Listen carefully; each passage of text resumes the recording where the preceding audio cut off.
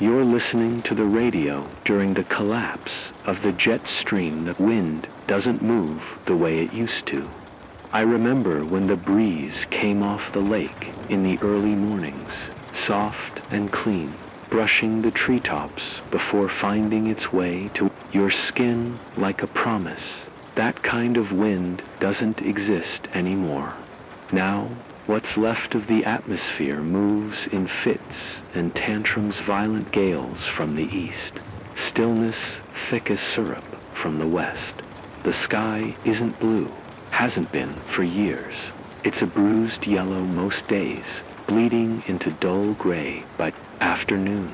On the worst nights, it burns orange, a warning flare from a planet in freefall. The jet stream used to keep things in order. That fast ribbon of air high above the surface, silent but vital, was the spine of our seasons. It kept the cold where it belonged, pulled warmth across the right latitudes, kept the rains rotating like clockwork. But now the spine is broken. The currents have stalled, buckled, or gone rogue.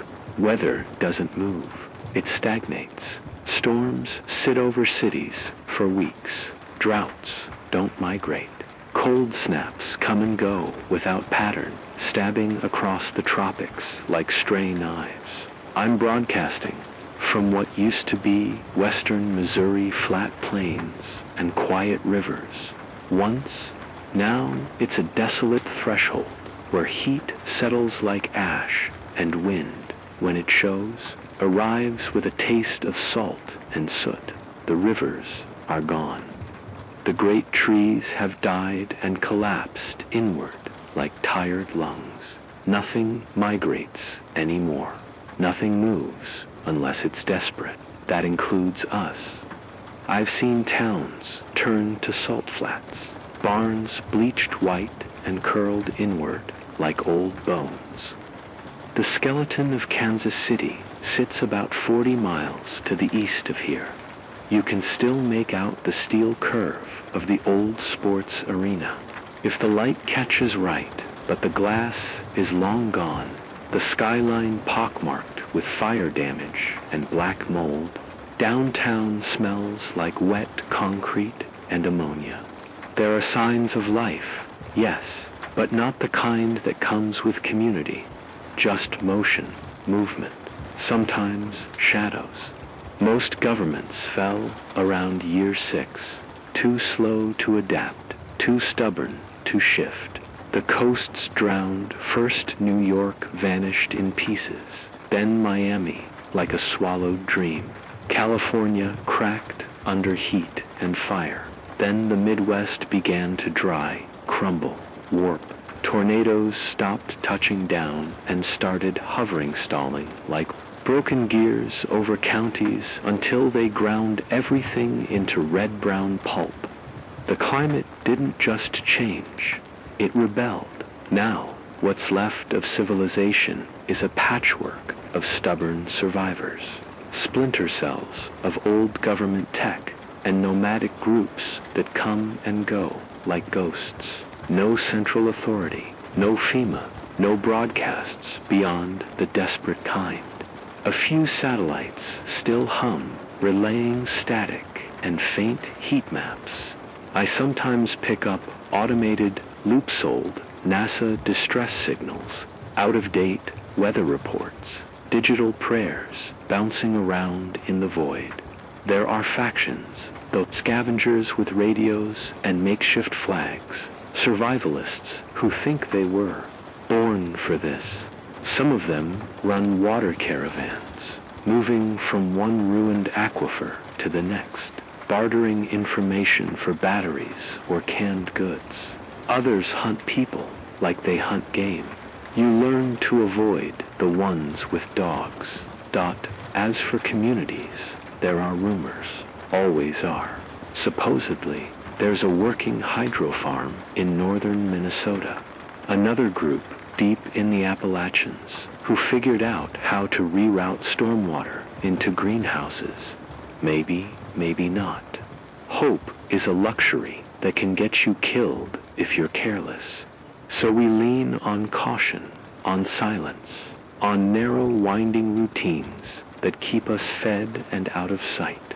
The land has become something else entirely. It no longer resembles the place in the textbooks, or the parks from your childhood, or the cities from memory. It's transformed, twisted by years of imbalance, of thermal blocks and pressure systems frozen in place, of the sun beating down with no clouds to block its torwars, clouds that never leave. Mold grows where it never used to. The soil has turned to powder, then to mud, then back again, depending on the mood of the sky. We aren't rebuilding. Not yet.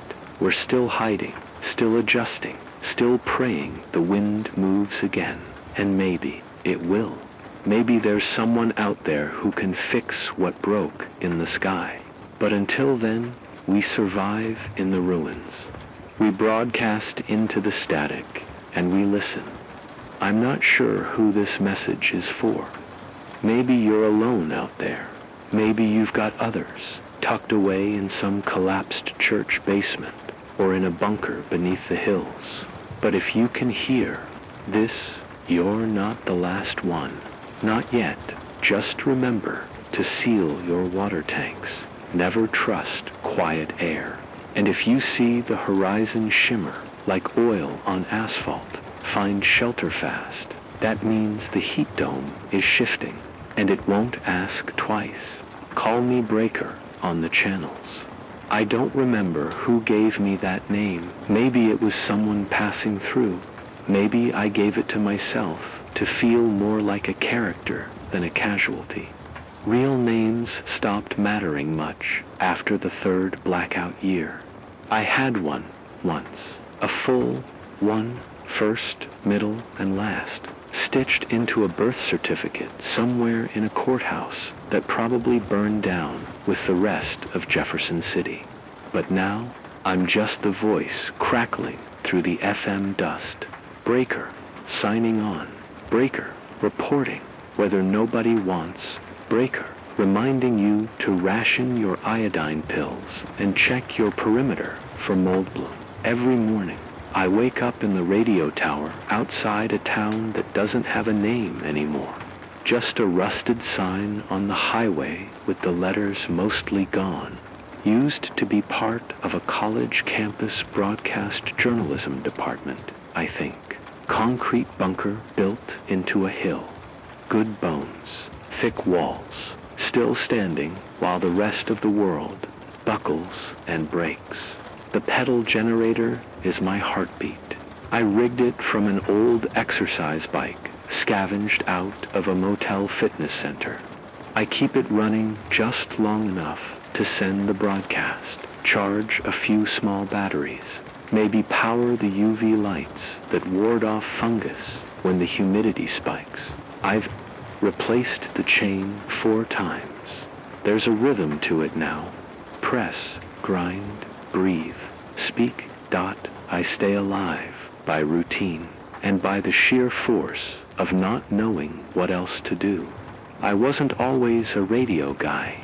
Used to be a climate technician, a satellite data analyst, back when there were still universities hiring people to interpret the sky. I spent my days in front of long blinking servers, charting wind speeds and temperature anomalies, watching the early signs of collapse scroll across the screen like slow, inevitable poetry. We all saw it coming. We just couldn't stop it. Back then, I had a partner, full name, Emily Carlisle. She worked research logistics at the same facility in Colorado. We met over bad coffee and worse spreadsheets, fell in love sometime.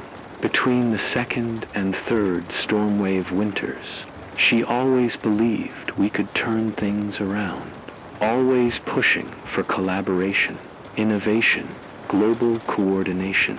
She believed in people. The last time I saw her, she was boarding a convoy headed north, with a prototype turbine Corsum long-shot weather stabilization. Tech she'd been guarding like a holy relic. She made me promise to keep the signal going. People need something to hear, she said, even if it's just proof that someone's still out there. I haven't heard from her in 6 years. I don't know if she made it to the station. I don't know if the turbine worked, or if she ever turned on a transmitter again, but I keep mine on, just in case. That's what drives me now, not belief in fixing anything, not really, but the echo of someone who did. The idea that someone might still be listening, that maybe EMS alive, maybe someone else is, maybe some kid with a radio made from copper coils and scavenged ceramic hears my voice at night and doesn't give up dot every week. I record weather reports as useless as they are. Barometric readings, wind stagnation maps, notes on pressure systems that no longer behave like pressure systems. Mostly, it's just the same heat, wet heat, dry heat, suffocating stillness. Then hail, or smoke, or wild pressure drops. The sky doesn't rotate anymore. It traps, it smothers. But I report it anyway, because it's what I know. I haven't had real human contact in. I don't even know anymore. A couple years, at least. People come through sometimes, mostly scavengers. They never stay, either because they don't trust me, or because they're too far gone to remember how to sit still. I've seen what this world does to folks who don't have an anchor. They talk too loud, flinch too fast. They look at my maps like they're reading tombstones. I offer water and canned beans. Sometimes I trade batteries for painkillers, radio tubes for seeds I'll probably never plant. There's one other voice I hear on clear nights, a woman's voice out of the Carolinas. She calls herself Cricket, says she runs a community near the ruins of Charlotte, deep in an old drainage tunnel system, reinforced with concrete and solar mirrors. She sounds kind, tired. We've only spoken twice barely more than bursts of static and half-sip, but it's enough to remind me what connection feels like. Not comfort, not really, just ... contrast, a different voice in the dark. The hardest part isn't the hunger. It's not the storms, either, though I've lost more than one antenna to. Lightning strikes and hurricane winds that stall for a week at a time. No, the hardest part is memory. When things get quiet, when the static fades and all that's left is your own breath bouncing back off the bunker walls. I remember my father's laugh, the sound of feet on pavement when the power first went out and everyone was still pretending it would come back. Those memories used to comfort me. Now they feel like something sharp I keep stepping on in the dark. Style broadcast. Every day, same time. Breaker signing on. I say, like it means something. And maybe it does. Maybe not to me, not anymore. But to someone, to whoever's out there holding on by a thread, needing a voice, a name, a reminder that not everything's gone, that something survived long enough to speak. My bunker walls are lined with maps, old ones, weather charts, migration routes, satellite imagery from the days when the clouds moved in spirals instead of static. I trace them sometimes with my fingers, not because they tell me anything new, but because they remind me there was a time we tried to understand the world. Now I just endure it. That's survival, isn't it? Not rebuilding, not winning, just staying upright, eating what's edible, breathing when the mold isn't too thick, drinking filtered rainwater and praying the solar stills don't crack from heat stress. But there's hope in the routine, in the grit, in the stubbornness of doing something small, something pointless every single day. Hope isn't a grand gesture. It's not a rescue drone or a rescue plan.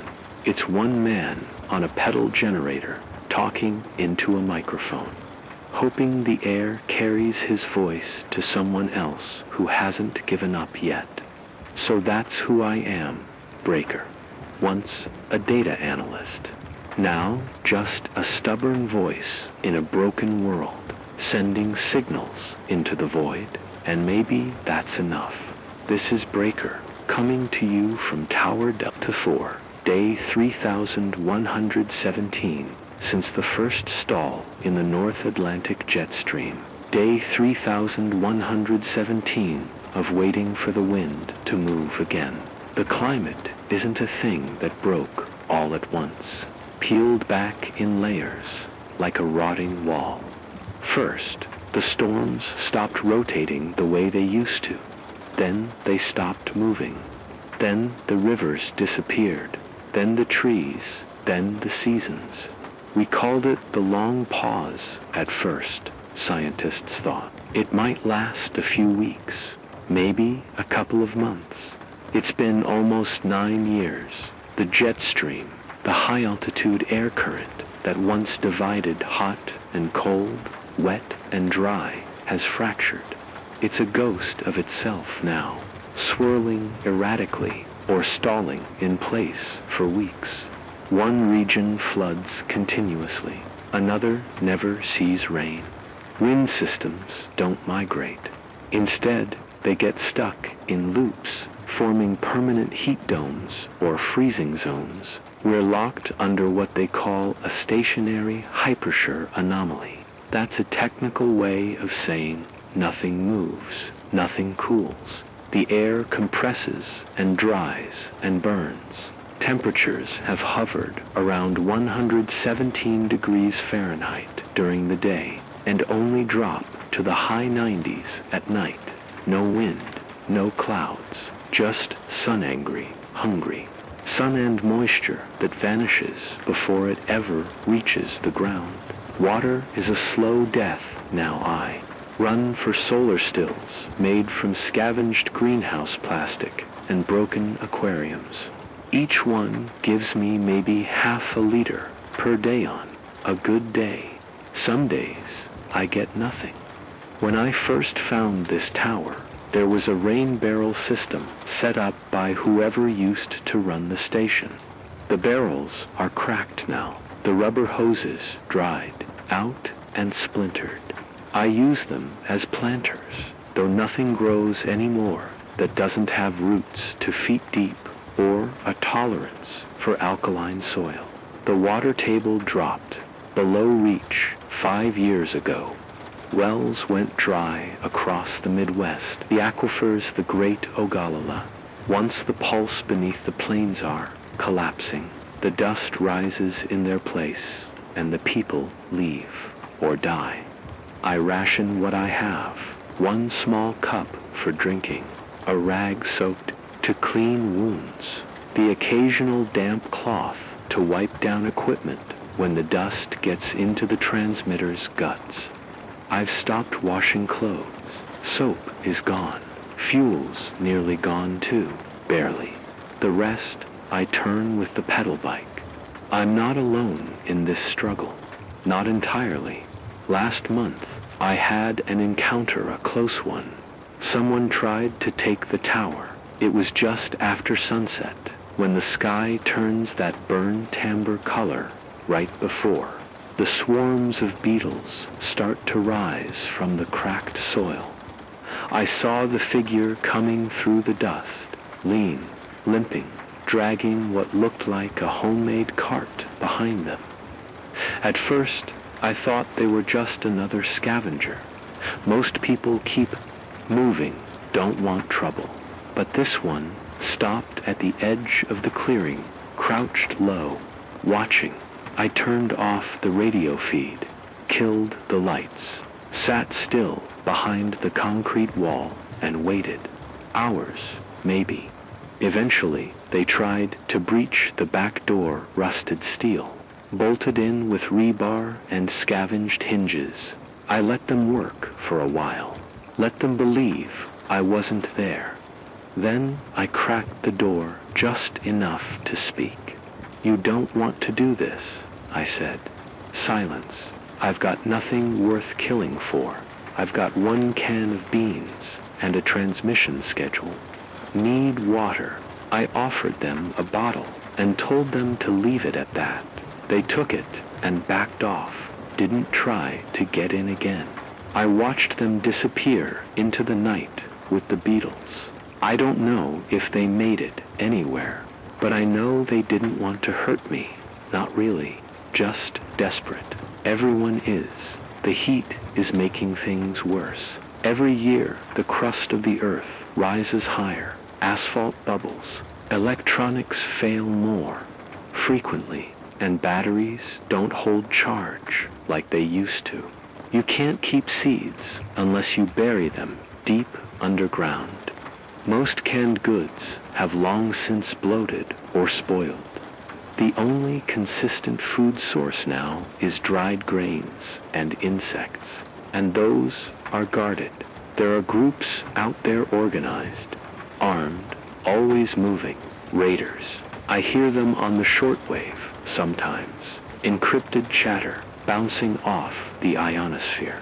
They strip towns bare, pull copper from abandoned buildings, harvest water systems like predators, strip meat from bone. Don't see them coming. You just wake up and your tools are gone. Your solar cells missing. Your water tank slit open.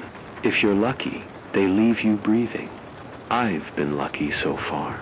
The science of all this I used to teach it. Before the collapse, we called it Arctic amplification, the rapid heating of the poles. As the Arctic ice melted, it stopped reflecting sunlight. The ocean absorbed that heat. Temperatures soared. That heat disrupted the pressure gradients that keep the jet stream stable.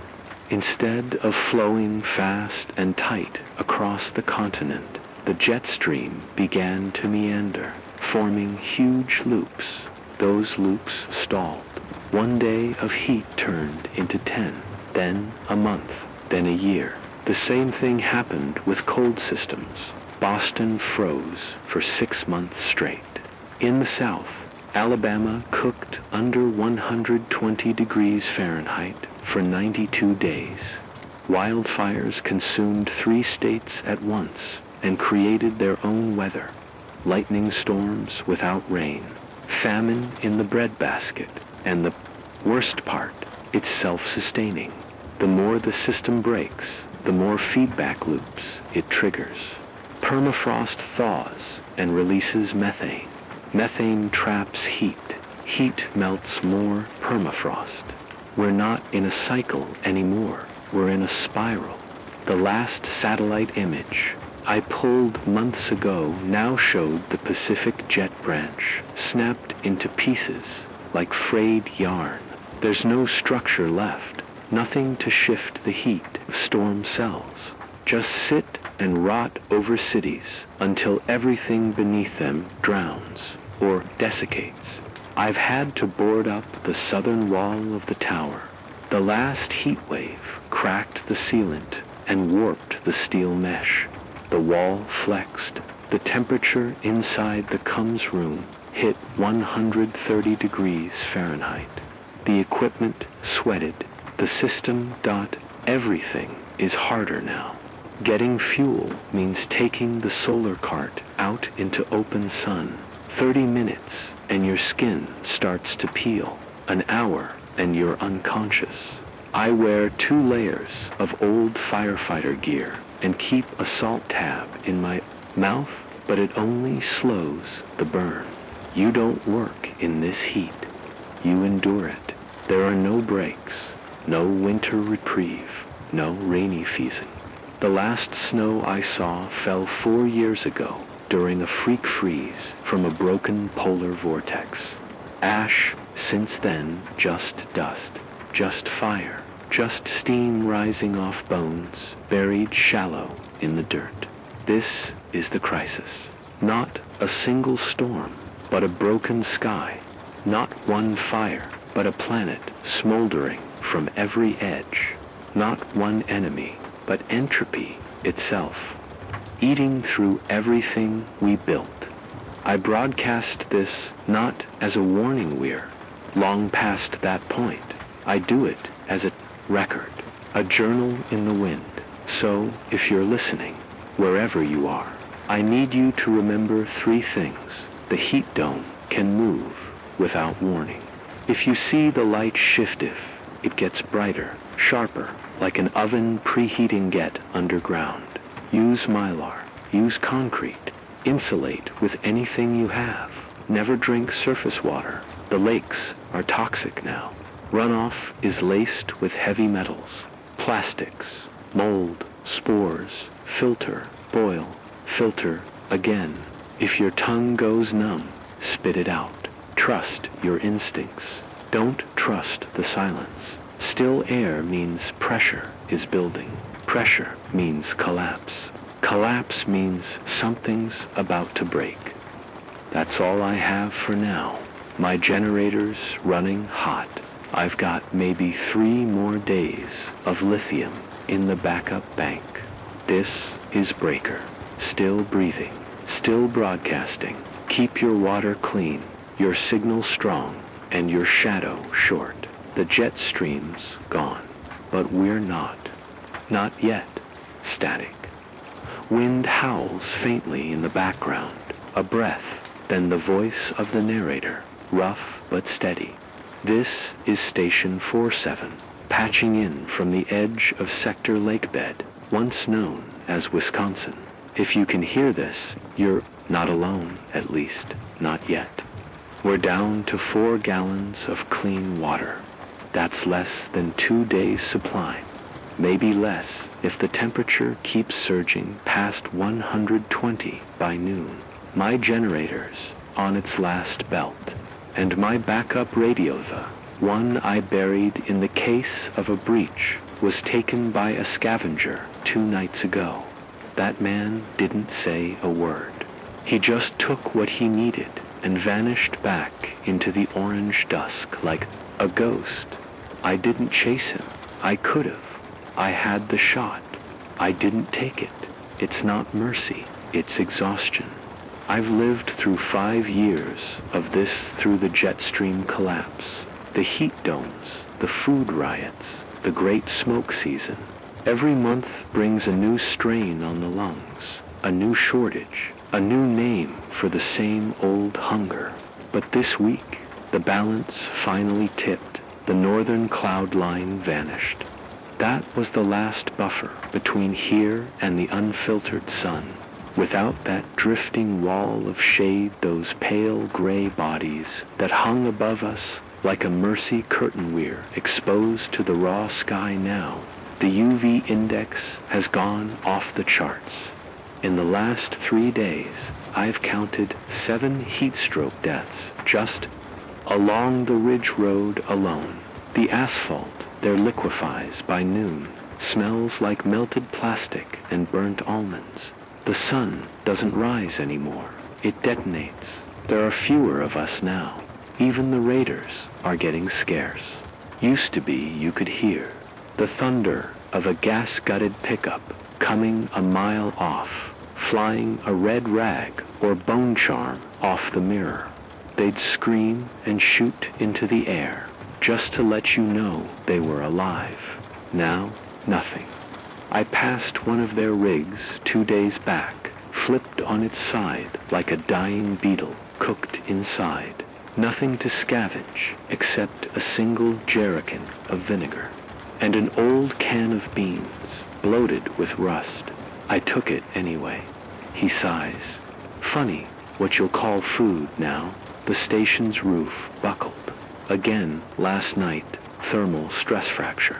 I'm patching it with panels from a fallen solar rack. Not that they're catching much anymore. I've read the manuals 10 times over. We keep straining it, like trying to light a fire with wet wood and stubborn faith. The map's changed again. The sand has covered more of the Highway 39, I think. Doesn't matter. We call it the snake's spine now. Some say it leads to a freshwater basin in the north, something untouched, preserved beneath the great collapse. It's probably a lie. Another oxygen-starved dream. But I met a woman a week ago, Nora. She came from that direction. Eyes sunburnt raw, but still sharp. Said she followed the trail of signals like breadcrumbs. My signal. She had a child with Hereford. Years old, didn't speak, wouldn't blink. The kid clung to an old stuffed frog that looked like it had survived a house fire. They stayed here 2 nights, then they left. I told her to stay, told her I had room, barely. I think she saw the look in my eyes, the flicker of disbelief. She left before dawn. The north draws people like that, like a myth, like a god with open arms and a flask of clean water. Pause. He adjusts a mic. The sound is gritty. Truth is, I think she saw the same thing I've been seeing. The storm bloom. It's not just the heat anymore. The sky's breaking apart in places of cloud that shouldn't exist, spinning counter to the lower atmosphere. Lightning patterns without rain. Yesterday, I watched one of those spirals tear the roof off a silo 2 miles out. No wind, no warning, just raw atmospheric instability. The laws don't apply anymore. Some of the older folks used to talk about climate chaos. That was the phrase, wasn't it? If the jet stream collapses, everything becomes chaos. That's what the models warned. They were right, but they didn't have words for the colors we see in the sky now, or the sound the earth makes when it cracks under its own heat, or how your shadow can blister the paint on a wall by noon. We're running out of water. The main filtration unit at Station Delta went offline 2 weeks ago. I've tried radioing them, no answer. Last I heard, they were down to boiling gray water and filtering it through shirts. That was before the solar flares fried half the relay tower grid. Now we use line-of-sight mirrors again. Morse, light, codes, literal flashing hope on the horizon. I caught one from the ridge 2 nights ago. Someone still out there, or maybe someone trying to find their way home. That's the other story spreading now, that there's a haven near what used to be Duluth, a sealed bunker, military-grade food, real air, maybe even refrigeration, a hospital with functioning 4-bags, clean needles. Some say the feds kept it hidden. Others say it's a trap. I don't know. I want to believe it's real. Longer pause. Here's something I've learned. Desperation turns even good people into liars. I've lied before, told someone a road was clear just so they wouldn't take mine. Sent a family down a wrong trail once just so I could keep my own cash. They never came back. I tell myself they found a better path, but I still remember the little girl's shoes glittering pink. She offered me a single button as thanks. I heard gunfire in the East Valley last night, echoed like thunder. I didn't go check. You learn not to chase noise. There's no cavalry anymore. No FEMA, just survivors with cracked hands and fading maps. We're all looking for something now. Redemption, maybe. A river, a working generator, a voice on the radio. Sometimes I think the stories are all we have left. But then I look west, to where the sun breaks the sky into flameland. I remember, even the stories burn. If you're still listening out there, Keep your mirrors polished. Keep the wires dry. Check the batteries twice. I'm still here for now. This is station 47. End of transmission. Static. Then silence. I was outside when it happened. The storm arrived with no warning, no slow buildup, no pressure drop, no distant thunder like a drum roll of nature's cruelty. Just snap, like the world had blinked and reopened its eyes into a different nightmare. One moment, I was standing by the old broadcast tower, fiddling with a makeshift antenna built from a shopping cart and copper wire scavenged from a long-dead Walgreens. The next, the air shifted, not wind absence.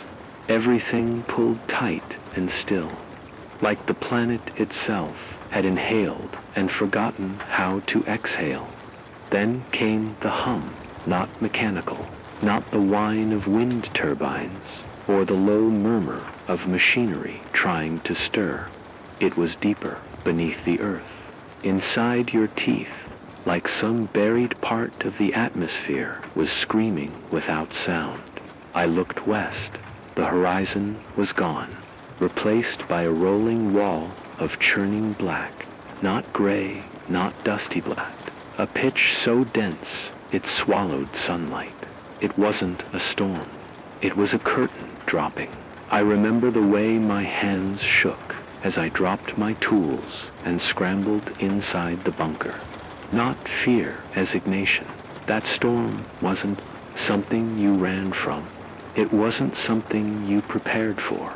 It was the kind of storm you remembered long after it left, in your lungs, in your skin, in the hollow ache behind your eyes. By the time I sealed the hatch and turned the crank on, the battery-powered air filter, the darkness had reached the hills. I turned on the radio. If you're still alive, if you're still out there, this is Station Ashfall. Lock your doors, seal your vents. This is not just dust. This is not just wind. This is the end of a pattern that began centuries ago. The jet stream's collapse has gone vertical. We're seeing polar vortices over what used to be Arizona. Storm spirals forming over New Mexico like their hurricane core. The dust isn't natural anymore. It's electric. It's carrying a charge. God help us. Then the signal cut out. The lights flickered. The generator stuttered once, coughed, like a dying man, and then stayed on, barely. I could hear it outside, more than wind, scraping, the sound of shingles being peeled from bones. Then came the pressure. My ears popped, my nose bled, and all I could do was sit on the floor beside the cracked concrete wall and listen to the shriek of a dying climate. Scream one more time. That night didn't end. Hours passed, then more. The storm didn't blow through. It sat like it was waiting for something. The filter chugged away, burning through my backup charcoal at a pace I couldn't afford. Then came the sound, not wind. Voices through the static and howl. I heard shouting, muffled, distant, human. I nearly didn't check. It could have been a trick of isolation, or guilt, or memory, staggering across the gravel ridge, one holding another, the third waving something in the air, probably trying to signal me. I hesitated. Trust isn't cheap these days. It's cost me blood before. But I opened the door. They fell in like ghosts, covered in soot, mouths bloody from breathing, poison. I locked it back behind them. The wind screamed like it was angry I'd taken them. 2 were barely conscious. The third collapsed after mumbling something about Signal Hill and water glass. I got them onto cots. 1 was a kid, no, more than 12. The other 2 could have been mother and sister, could have been strangers. Doesn't matter now. I waited until they could speak again. It took 3 days.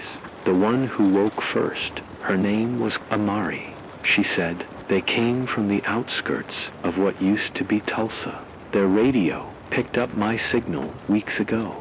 They'd been traveling through the black wind to reach me, not just for refuge, for a reason. They weren't chasing rumors. They were carrying one, somewhere north of the Kansas deadline. In the shattered ruins of a decommissioned military observatory, there's a project still functioning, not fully, but enough to be dangerous. She called it water glass, not just thermal or membrane. It's some kind of solar plasma rig. Converts brine directly into vapor, filters into condensers, runs off an array the size of a Walmart roof. I thought she was delirious, but then she handed me something, a plastic vial. Inside, maybe 30 milliliters of clear water, clearer than anything I'd seen in a year. Not yellow, not grainy, cold. She watched my hand tremble. Test it, she said. Drink it or scan it, doesn't matter. You'll see. I did both. It was pure. Everything changed in that moment. I've spent years surviving the slow suffocation of the earth, learning to breathe dust, learning to eat salt-packed jerky and drink from rust-lined tanks, learning to hide from men with better guns and fewer ethics.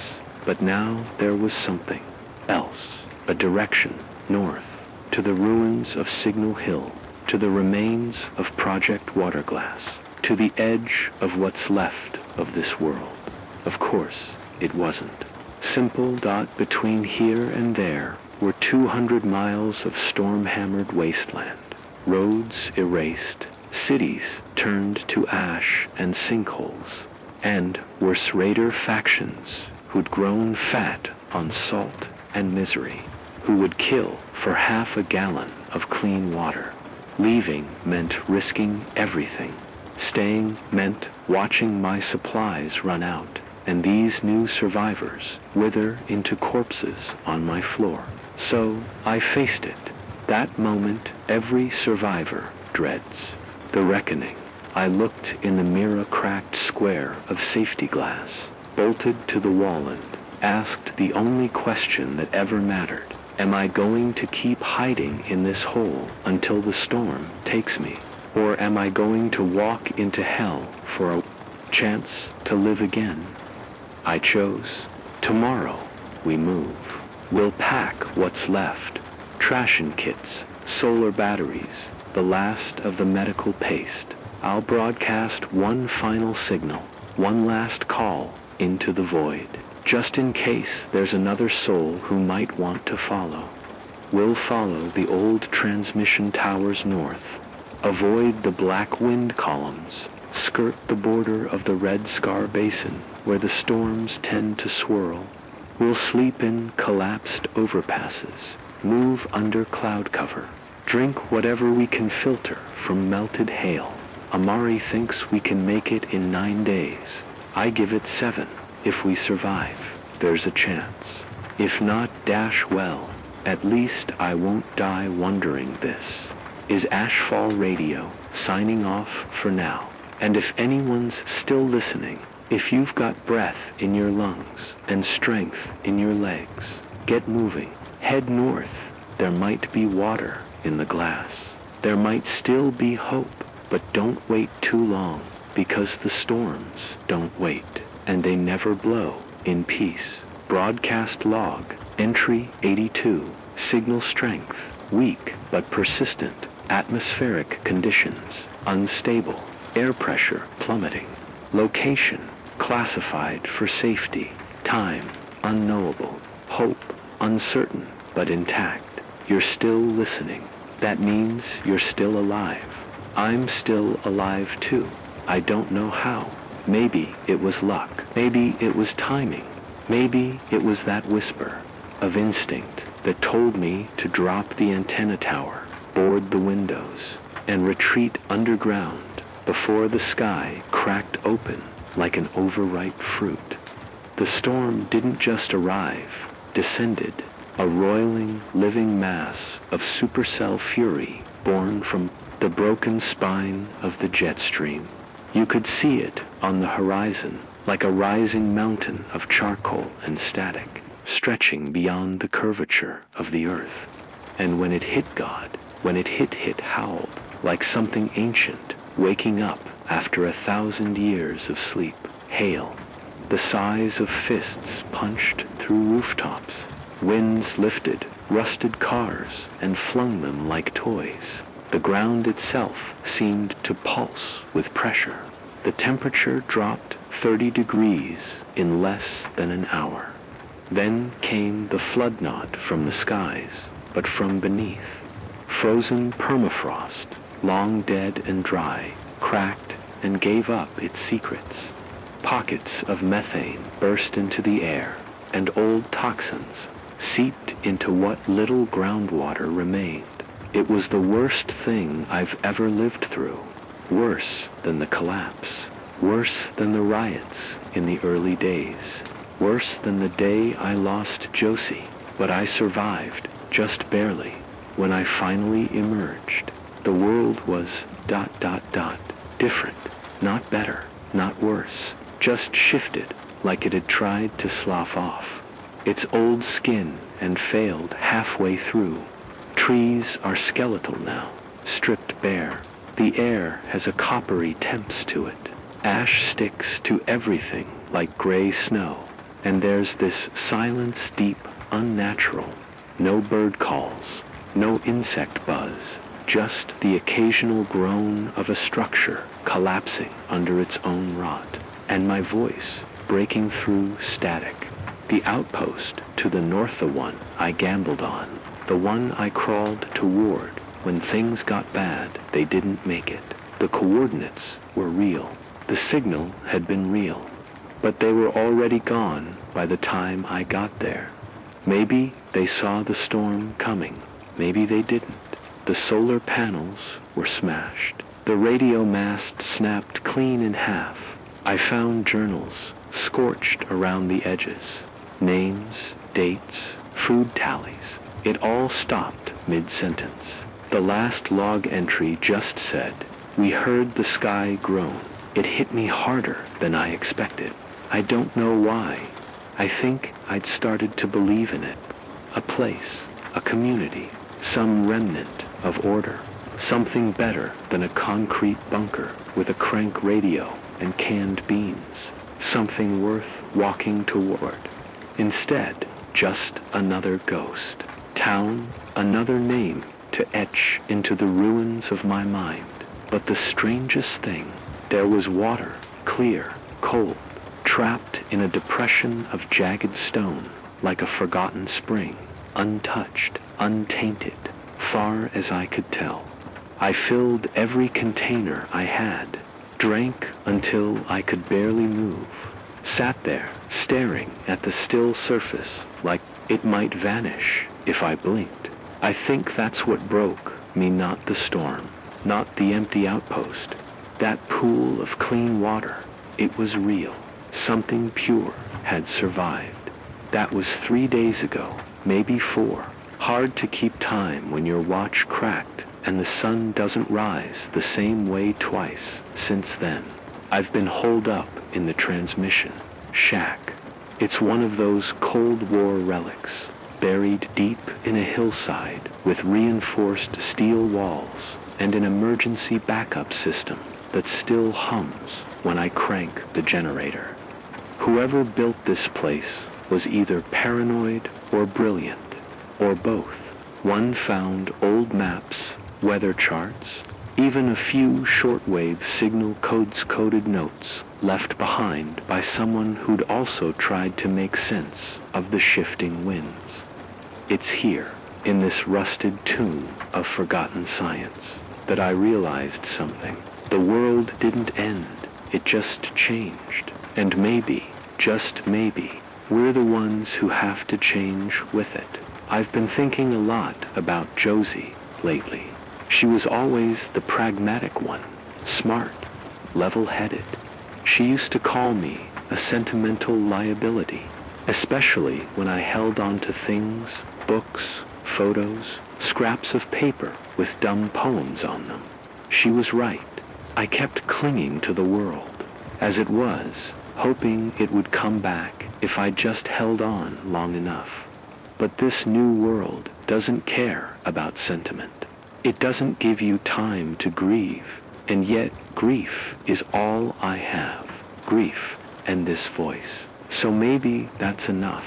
There are signs, small ones, like cracks of light through scorched wood, that the earth isn't done trying.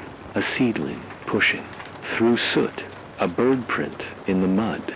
Rain, bitter and rare, but real.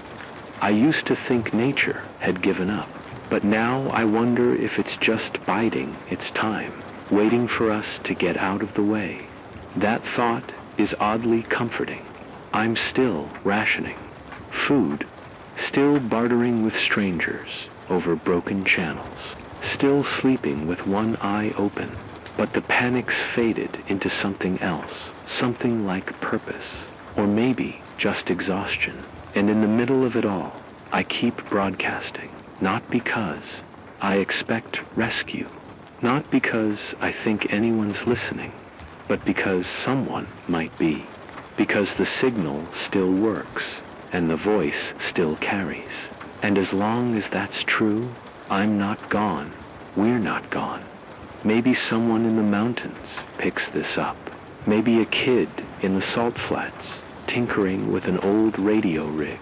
Maybe someone who thought they were the last person alive hears this and realizes they're not. That's worth it. That's enough. Tomorrow, I'll try to scavenge a new solar converter from the remains of the Cum Tower down in the basin. The clouds are shifting again, and I don't like the way the wind feels too. Warm, too fast, could be another jet curl forming. If I can boost my range, maybe I can reach out to the southern enclaves. There were rumors of a tech commune somewhere near what used to be Arizona. But that's tomorrow's mission, tonight. I just need to speak, to mark that I made it through, that we made it this far. If you're hearing this, hold on, keep walking. The ground still breathes, even if it's cracked. The sky still weeps, even if it burns. And your voice, no matter how small it matters, I'm still here. You're still listening, and that means something. Stay safe out there. This is WRN 9 signing off just for now. Radio static, faint crackling, soft whir of a solar-powered transmitter stabilizing narrator voice, brittle, quieter than usual. I can't promise you much anymore, not warmth, not shelter, not even honesty, but I can give you my voice. That's what I have left, and maybe in some far-off place, it's enough. Maybe this broadcast will reach a tower that still stands. Maybe someone out there still has ears to hear it. It's morning.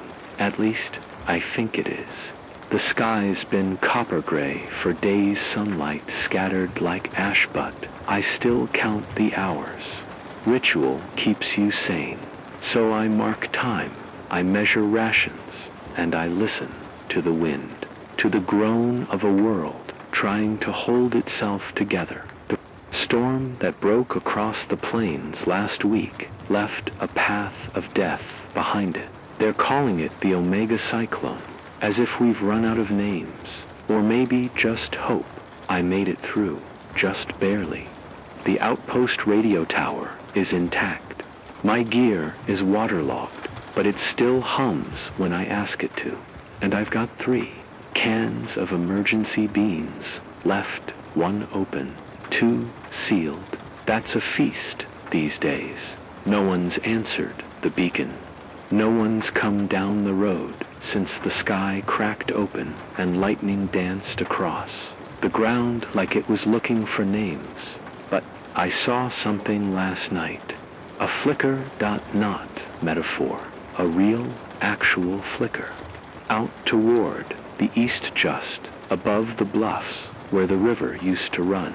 Not fire, not lightning. It was steady, faint, and rhythmic, artificial. Someone's still alive and trying to be seen. Raiders have been baiting survivors like that, luring them with hope. It works.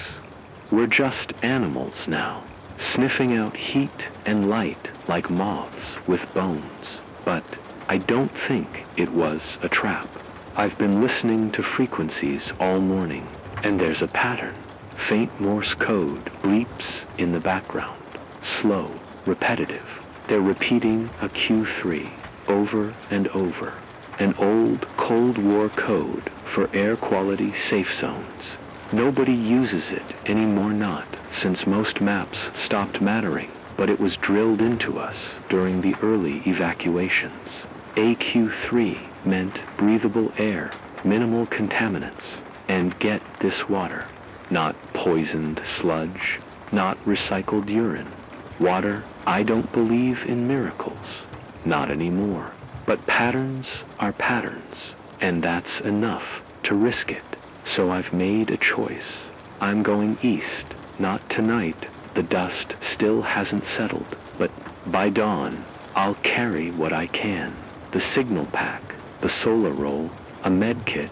I'll leave this transmitter on automatic cycling messages every hour, just in case someone comes this way, in case I don't come back, in case the signal fades, but someone, somewhere, still listens.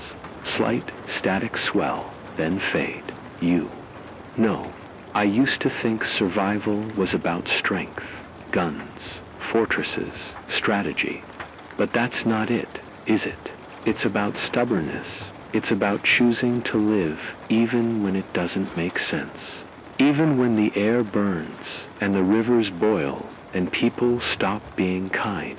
You keep breathing. You keep walking. You keep talking. You keep the fire of language alive. I still remember my sister's voice. She used to hum while chopping firewood. Even in the chaos, even when the winds howled like wolves, she found music. She's gone now, lost to the floods, but I carry that hum with me. Sometimes, when I'm afraid, I whistle it, just enough to feel her near. It helps. So here it is, my last full transmission before I go. If you're out there, if you're scared, if you're waiting for a sign, this is it. I don't know what's out there beyond the haze, but I know I can't stay still. Stillness is death. Movement is life. So I'm choosing to move. And if you're hearing this, if your fingers are wrapped around a rusted dial, if your breath fogs the inside of your mask, if you're half-starved but still stubborn enough to try, then we are the same. Stay alive. Stay warm if you can. Sleep with one ear open and both eyes watching the wind. Trust nothing but your gut. And if the horizon ever glows with something strange, something too regular, too artificial to be a trick of the skywalk toward, it may be you'll find me, or maybe you'll find something even better. That's it. This is Station Zero, broadcasting from a dying continent under a broken sky, in the hope that something still listens. Top end of line, soft, old-fashioned radio tone plays for a moment, then fades.